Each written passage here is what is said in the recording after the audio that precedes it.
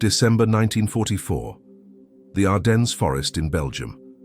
The Battle of the Bulge, Hitler's last desperate gamble to turn the tide of World War II, is raging across the frozen landscape. In a small cabin deep in the woods, something impossible is happening. 3 American soldiers, lost and wounded behind enemy lines, have stumbled upon what they think is an abandoned hunting lodge, but it's not abandoned. Inside is a German woman and her 12-year-old son, trying to survive the war in isolation. And in just a few hours, 4 German soldiers are going to knock on that same door, also seeking shelter from the brutal winter. Enemy soldiers. On both sides.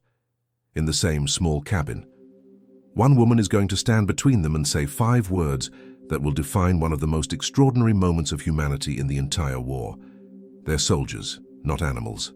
This is the true story of the Christmas truce of 1944, a night when the rules of war were suspended, when enemies became brothers, and when one mother's courage reminded everyone in that cabin what it meant to be human. To understand how this incredible moment came to be, we need to go back a few years and meet the woman at the center of this story. Her name was Elisabeth Vinken, though in some accounts she's called Elisabeth Vinken or even Liz Vinken. She was born in Germany in the early 1900s, lived through the chaos of World War I as a child, survived the economic devastation of the Weimar Republic, and watched with growing horror as Adolf Hitler and the Nazi Party rose to power in the 1930s. By the time World War II began in 1939, Elisabeth was a mother with a son named Fritz, who was just a young boy. Elisabeth's husband worked for the German government in some capacity that required him to be away from home frequently. And as the war progressed and Germany's situation became more desperate, he was pulled deeper into the war effort. By 1944, Elisabeth found herself essentially alone with Fritz, trying to keep him safe as Allied bombs rained down on German cities and the Nazi regime demanded more and more sacrifices from its citizens. The war that Hitler had promised would bring glory to Germany was instead bringing death and destruction to German families, just as surely as it was devastating the countries Germany had invaded. Elisabeth made a decision that many German civilians were making by 1944. She would take her son and flee to the countryside, away from the targeted cities, away from the bombing raids, away from the increasingly fanatical demands of the Nazi Party. She had access to a small hunting cabin in the Hürtgen forest region near the German-Belgian border, a remote area of dense woods and steep hills. It was primitive, barely more than a shelter, with no electricity, no running water, and only a wood stove for heat. But it was away from the war, or so she hoped. She packed what supplies she could carry, took Fritz by the hand, and made the journey into the forest. For several months, Elisabeth and Fritz lived in relative isolation in that cabin. It was hard, especially as winter set in and temperatures plummeted below freezing. Elisabeth had to chop wood, haul water from a nearby stream, hunt and forage for food to supplement their meager rations. Fritz, despite being only 12 years old, had to help with all these tasks. They were cold, often hungry and lonely, but they were alive, and they were together, and they were away from the bombs and the fanaticism and the death that surrounded them everywhere else in Germany. But in December 1944, the war found them anyway. Hitler had launched a massive surprise offensive through the Ardennes forest in Belgium, the operation that would become known as the Battle of the Bulge. It was Germany's last major offensive of the war, a desperate attempt to split the Allied forces, capture the vital port of Antwerp, and force the Western Allies to negotiate a separate peace. Hitler threw everything he had into the offensive, over 400,000 men, thousands of tanks and artillery pieces, and his last reserves of fuel and ammunition. The offensive initially achieved surprise and pushed deep into American lines, creating a bulge in the Allied front that gave the battle its name. But the attack was fundamentally flawed. Germany didn't have the resources for a sustained offensive. The weather was terrible, with snow and fog that grounded aircraft and turned roads to mud. And the American forces, after their initial shock, began to fight back with desperate determination. The Battle of the Bulge became a chaotic, brutal struggle fought in the worst winter weather Europe had seen in decades. And right in the middle of this chaos was Elisabeth Vinken's little cabin in the woods. The forest that had seemed so remote and safe was now directly in the path of fighting between German and American forces. Elizabeth could hear artillery in the distance, sometimes the rattle of machine gun fire. She knew that soldiers from both sides were moving through the forest, and she knew that her isolation was no longer a guarantee of safety. On December 24th, 1944, Christmas Eve, Elizabeth was preparing what she hoped would be a special meal for Fritz despite their limited supplies. She had managed to preserve a small chicken, which she was roasting over the wood stove. It wasn't much, but it was something, a small gesture toward normalcy and celebration in the middle of the war. Fritz was helping her, excited despite everything because it was Christmas Eve, and children find ways to be excited even in the darkest circumstances. Then came a knock at the door, not a friendly knock, a weak, desperate knocking. Elizabeth froze.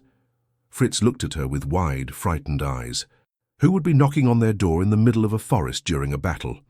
Elizabeth approached the door cautiously and called out, asking who was there. The answer came in English, which Elizabeth understood reasonably well. American voices, young voices asking for help. They were wounded. They were lost. They were freezing. Please, could they come in? Elizabeth faced an impossible decision in that moment. These were enemy soldiers. Germany was still fighting America. If German military police or SS found Americans in her cabin, she could be arrested, even executed for aiding the enemy. Her son could be taken away, sent to an orphanage or worse. Everything in Nazi ideology told her that these Americans were the enemy, that helping them was treason. But Elizabeth had already mentally separated herself from the Nazi regime. She had fled to the forest partly to escape its madness. And these were not faceless enemies. These were young men, wounded and dying, knocking on her door on Christmas Eve. She opened the door. 3 American soldiers stumbled into the cabin, and Elizabeth immediately saw how desperate their situation was. One of them, Private First Class Jim Rassi, had been shot in the leg and could barely walk. His 2 companions, Corporal Ralph Blank and Private First Class Robert Winnick, were supporting him, but all 3 were suffering from exposure to the cold. Their uniforms were soaked through. They were shaking uncontrollably. Their lips were blue. They had been lost in the forest for over a day, and if they hadn't found the cabin, they would likely have frozen to death before morning. Elizabeth didn't hesitate. She brought them inside, sat them near the wood stove, and began to tend to their injuries. She had some basic medical supplies, and she cleaned and bandaged Rassi's leg wound as best she could. She gave them water and told them she was preparing food. The 3 Americans were stunned. They had expected to be taken prisoner at best, shot at worst. Instead, this German woman was treating them with kindness and care. They tried to express their gratitude in broken German and hand gestures, and Elizabeth responded with a warm smile that transcended language barriers. Fritz watched all of this with wide eyes. His mother was helping Americans, the enemies his Nazi teachers had told him were monsters trying to destroy Germany. But these didn't look like monsters. They looked like scared young men, not much older than teenagers, wounded and grateful and human. It was Fritz's first real lesson that propaganda lies, that people on the other side of a war are still people. For about an hour, there was an almost peaceful atmosphere in the cabin. Elizabeth finished preparing the chicken and started making some simple bread to go with it. The Americans warmed up by the fire, their shivering gradually subsiding. Rassi's leg was still badly injured, but at least the bleeding had stopped. They began to relax slightly, to feel that maybe, impossibly, they had found a safe haven in the middle of the battle. And then came another knock at the door, louder this time, more authoritative. And the voices that called out were speaking German. Military German. Elizabeth's heart must have stopped for a moment. Fritz looked terrified. The 3 Americans immediately reached for their weapons, ready to fight, even though they were outnumbered and wounded. The situation had just gone from miraculous to potentially catastrophic in an instant.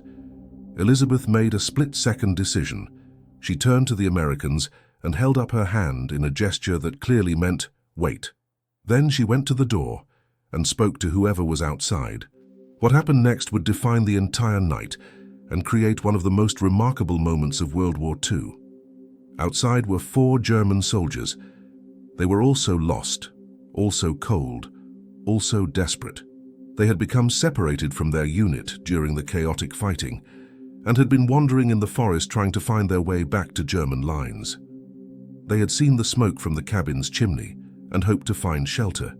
One of them was wounded, shot in the arm. They were asking, almost begging, to be allowed inside to warm up and tend to their wounded comrade. Elizabeth looked at these 4 German soldiers, her countrymen, and then she looked back into the cabin where 3 American soldiers were sitting. She was standing at the hinge point of a decision that could go multiple ways, all of them potentially fatal. If she let the Germans in, there would almost certainly be fighting. 7 armed soldiers, enemy soldiers, in a small cabin. People would die, probably including herself and Fritz. If she turned the Germans away, they might die in the cold, or they might come back with more soldiers and force their way in. If she told the Germans about the Americans inside, the Americans would be captured or killed, and she would be complicit in their deaths. But Elizabeth Vinken was not a woman who accepted false choices. She saw a third option, and incredibly, impossibly, she decided to take it. She looked at those 4 German soldiers, and she spoke clearly and firmly. She told them yes, they could come inside, they could have shelter, food and medical attention, but there was one condition, and it was non-negotiable. There would be no fighting. There were already 3 American soldiers inside, also wounded, also seeking shelter. If the Germans wanted to come in, they had to leave their weapons outside, and the Americans would do the same. For this one night on Christmas Eve, they would not be enemies. They would be human beings seeking shelter from the cold and the war. The German soldiers stared at her in disbelief. Americans, inside. They should attack immediately, capture them, take them prisoner. But Elizabeth stood in that doorway like an immovable force. She made it clear that this was her cabin, her rules. She was not asking them to betray their country or abandon their military duty.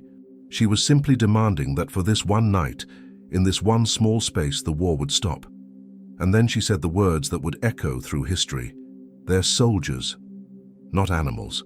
There was a long, tense moment where it could have gone either way. But something in Elizabeth's voice, something in her moral authority and absolute conviction, made those German soldiers pause. They looked at each other. They looked at their wounded comrade, who desperately needed medical attention. And slowly, incredibly, they agreed. They leaned their rifles against the outside wall of the cabin. They left their pistols in their holsters, but made no move to draw them. And they stepped inside. The scene inside that cabin must have been surreal beyond description. 3 American soldiers on one side of the room, 4 German soldiers on the other, all staring at each other with expressions of shock, suspicion, and confusion. Between them stood Elizabeth Vinken, this German mother who had just imposed a Christmas truce through sheer force of will. Her 12-year-old son, Fritz, stood beside her, watching what would happen next. Elizabeth immediately took control of the situation. She pointed to the German soldier with the wounded arm and gestured for him to sit down so she could treat his injury.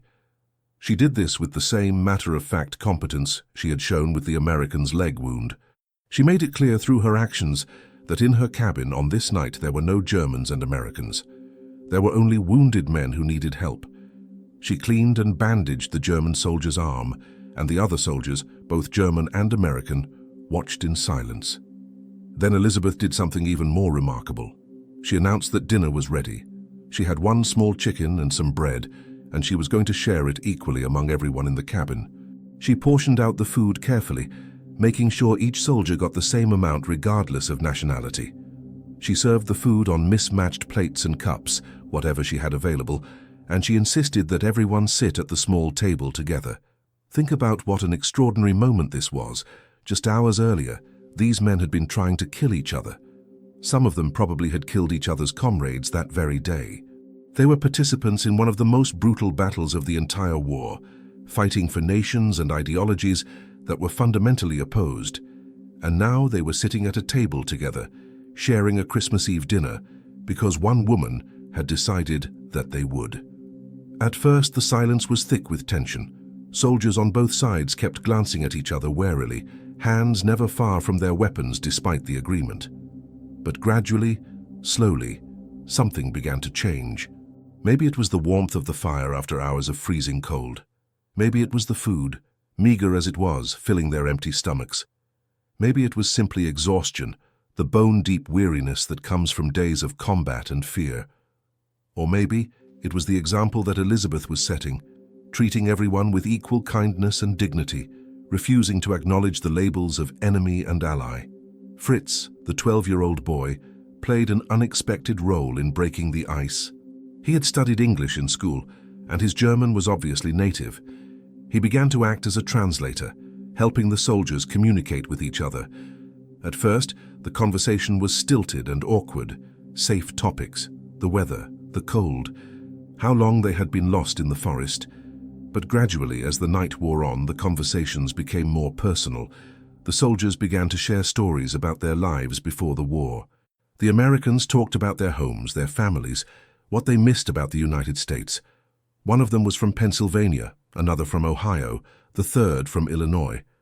They showed pictures of girlfriends, parents, siblings.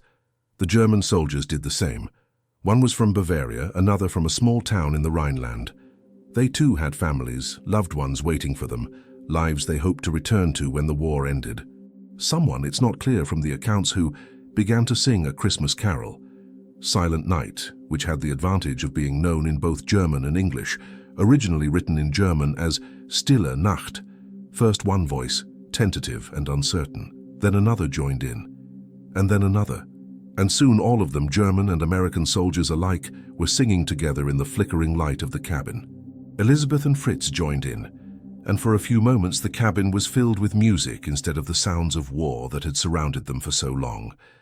As the night progressed, the soldiers discovered they had more in common than they had differences. They were all young men who had been drafted into a war they didn't start. They were all scared, tired, and homesick. They all wanted the war to end so they could go home. They all hated the cold, the violence, the constant fear. They all had people they loved and who loved them.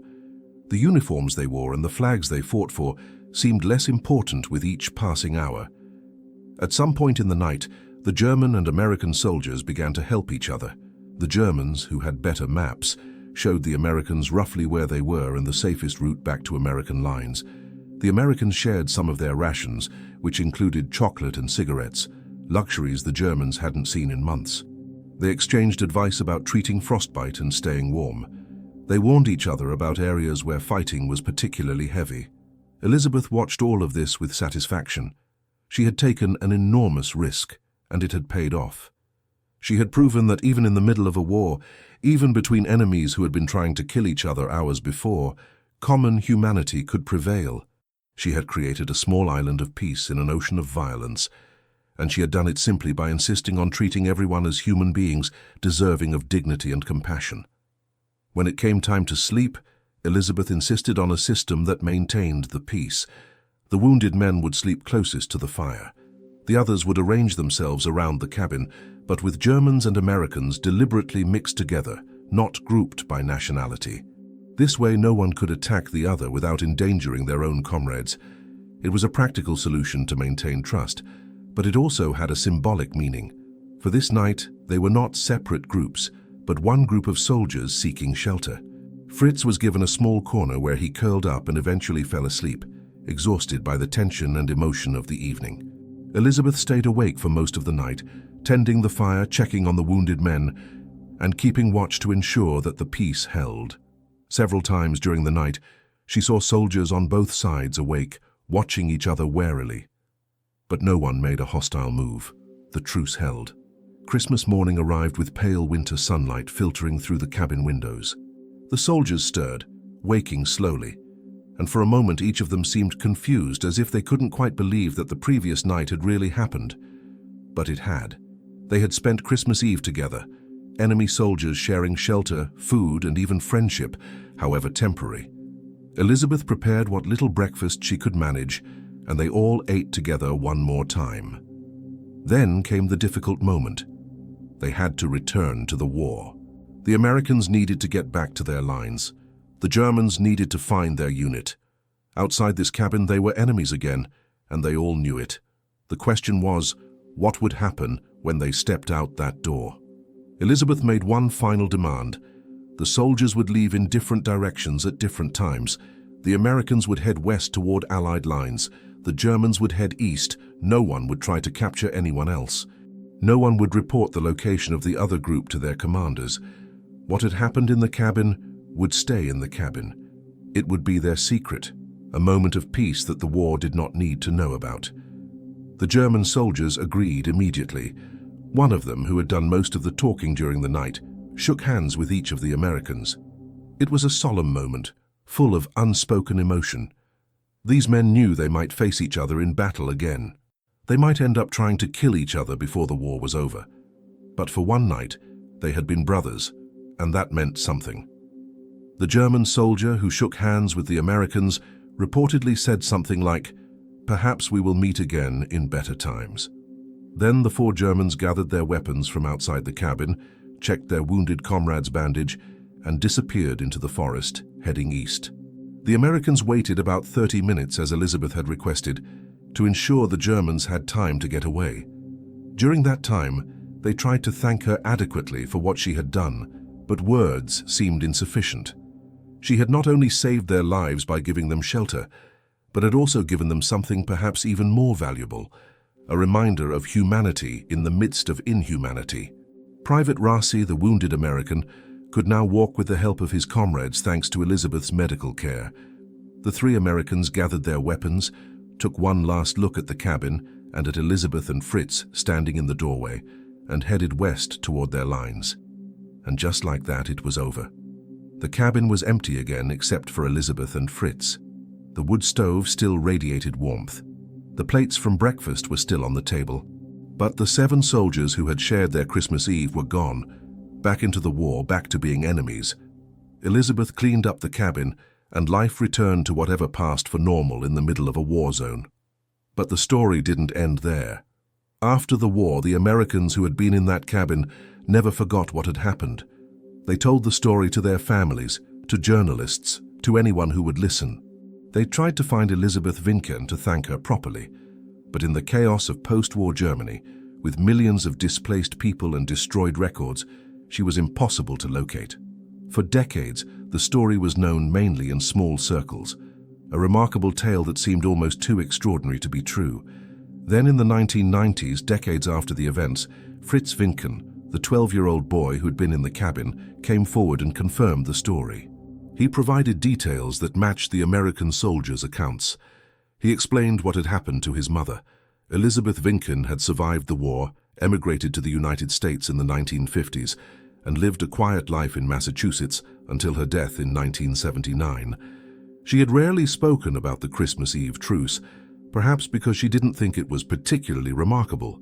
To her, she had simply done what any decent person would do: provide shelter to people in need and refuse to let them kill each other under her roof. Fritz also revealed something else. His mother's defiance of Hitler and Nazi ideology went deeper than just that one night.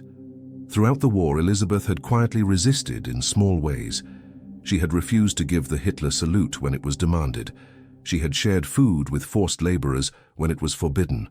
She had hidden valuables for Jewish neighbors before they were deported, keeping them safe so they could be returned if the families survived. The Christmas truce in the cabin was not an isolated incident, but part of a pattern of quiet, courageous resistance to the inhumanity of the Nazi regime. The story of Elizabeth Winken and the Christmas truce of 1944 raises profound questions about humanity, morality, and individual choice during wartime. Here was a woman with no power, no authority, no weapons, living in a cabin in the middle of a battlefield, yet she managed to create peace where there should have been violence, to enforce her will on armed soldiers, to make enemies see each other as human beings. How did she do it? Why did those soldiers trained to fight, conditioned to see each other as the enemy, agree to her terms? Part of the answer lies in timing and circumstance. It was Christmas Eve, a time that carries powerful emotional and religious significance in both German and American culture. The soldiers were exhausted, wounded, lost, and scared. They were far from their units, far from the chain of command that ordered them to fight. In that cabin, removed from the larger war, the usual rules and structures that governed their behavior were temporarily suspended. They were individuals again, not just components of military machines. But circumstance alone doesn't explain it.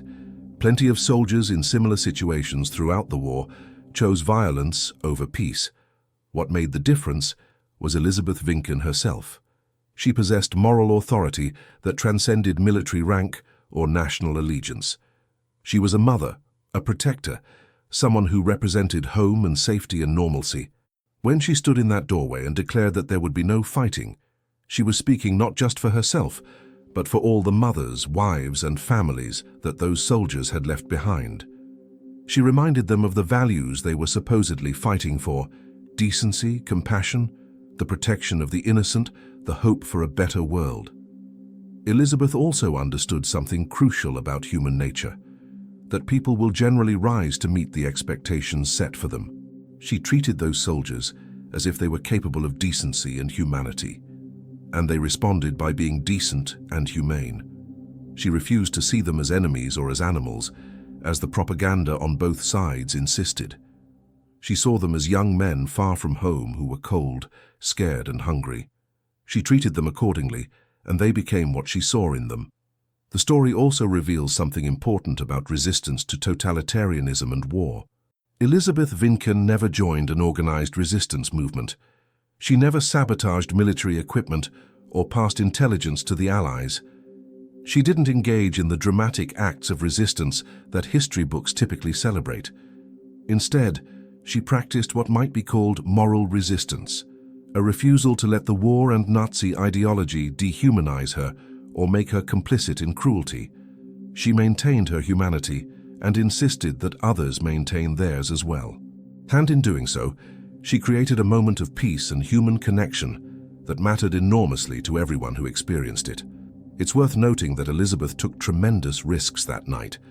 If German military police or SS had discovered what she was doing, she would almost certainly have been arrested and likely executed. Helping enemy soldiers was treason, punishable by death.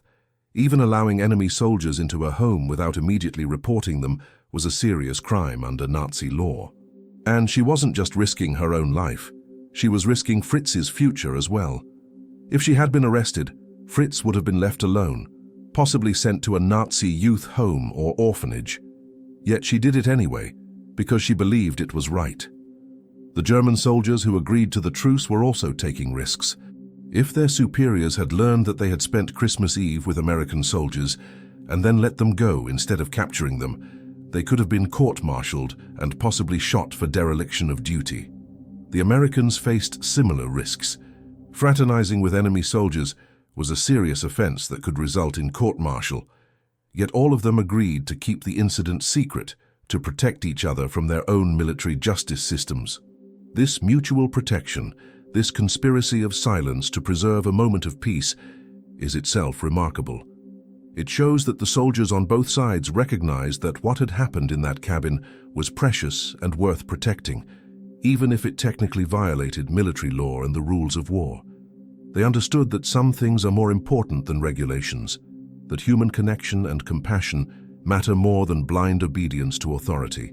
The Battle of the Bulge, the larger context for this story, ended in January 1945 with a decisive American victory. Hitler's last gamble had failed. Germany had exhausted its final reserves in the offensive, and now the path to Berlin was open for the Allied forces. The war in Europe would end just 4 months later with Germany's unconditional surrender. Hundreds of thousands of soldiers died in the Battle of the Bulge, making it one of the bloodiest battles of the entire war. The 3 Americans and 4 Germans who spent Christmas Eve in Elizabeth's cabin survived at least that battle, though we don't know if all of them survived the war. What we do know is that for those 7 men, that one night in the cabin remained one of the most meaningful experiences of their lives. They had seen in the midst of humanity's greatest capacity for destruction an example of humanity's capacity for compassion. They had experienced enemy soldiers as brothers, had shared bread and songs with men they were supposed to kill, and had been reminded that the labels we give each other, the flags we fight under, are less important than our shared humanity. Elizabeth Vinken's story stands as a powerful counterpoint to the narrative of World War II, as a time when everyone was either a hero or a villain, resistor or collaborator. She shows us a third path, the path of maintaining one's humanity regardless of circumstances, of insisting on decency even when surrounded by violence, of creating small islands of peace in oceans of war. She didn't stop the Battle of the Bulge. She didn't change the course of the war, but she changed the lives of 7 soldiers and through them the lives of their families and everyone who has heard this story since. The question of why Hitler didn't punish Elisabeth Winken for her act of defiance is relatively straightforward. He never knew about it. The German soldiers who were in the cabin that night kept their word. They never reported the incident. The cabin was in a remote area, and Elisabeth and Fritz moved on after the battle passed through the region. By the time the war ended a few months later, the Nazi regime was collapsing, records were being destroyed, and there were far more pressing concerns than investigating what had happened in one cabin in the Ardennes forest. Elisabeth's act of defiance succeeded partly because it was small-scale and secret, known only to those who experienced it directly. But the deeper answer to why this act of defiance succeeded is that Elisabeth understood something that totalitarian regimes always forget. You cannot completely control human behavior through fear and propaganda. People always retain the capacity for individual moral choice. Even soldiers conditioned to fight, even in the middle of a war, can choose compassion over violence if given the opportunity and the right leadership. Elisabeth provided that leadership, and the soldiers, German and American alike, chose to follow it. Today, the cabin where this remarkable Christmas Eve truce took place no longer exists. It was just a simple hunting shelter that likely fell into disrepair and collapsed decades ago. There's no historical marker, no monument to commemorate what happened there, but the story lives on, passed down through the families of the soldiers who were there, recorded in interviews and articles, and now shared with new generations who need to hear it. In a world that often seems determined to divide people into enemies, to emphasize what separates us rather than what unites us, Elisabeth Winken's story is a reminder that individual courage and compassion can create peace even in the most unlikely circumstances. She shows us that one person, armed with nothing but moral conviction and humanity, can stand up to the forces of war and hatred and create a space where former enemies can break bread together. The Christmas truce of 1944 in that cabin in the Ardennes was not a grand historical event. It didn't change military strategy or alter the course of the war, but it changed the hearts and minds of everyone who was there. It reminded them, and reminds us, that behind every uniform is a human being, that the enemy is not so different from ourselves, and that peace begins not with treaties or political agreements, but with individual choices to see each other's humanity. Elisabeth Winken died in 1979 in Massachusetts, far from the cabin in the Ardennes, where she had created her Christmas miracle. She lived modestly and quietly, never seeking recognition for what she had done. To her it was simply the right thing to do, not heroism but basic human decency. But her son Fritz and the soldiers who were in that cabin, and now all of us who hear this story, know that what she did was extraordinary. She stood between armed enemies and declared peace. She insisted on treating soldiers as human beings, not animals. And for one night, in one small cabin, she created a world the way it should be, where people help each other regardless of nationality, where enemies can become friends, where humanity triumphs over hatred. That's the power of individual moral courage. That's what happens when one person refuses to accept that war must dehumanize us. That's the legacy of Elisabeth Winken, the German mother who defied Hitler, not through dramatic resistance, but through simple, profound human decency. And that's a lesson we desperately need to remember today, that each of us has the power to create peace in our own small corner of the world, to insist on seeing the humanity in others, and to refuse to let hatred and violence have the final word. Because they're soldiers, not animals. They're human beings just like us, and that makes all the difference.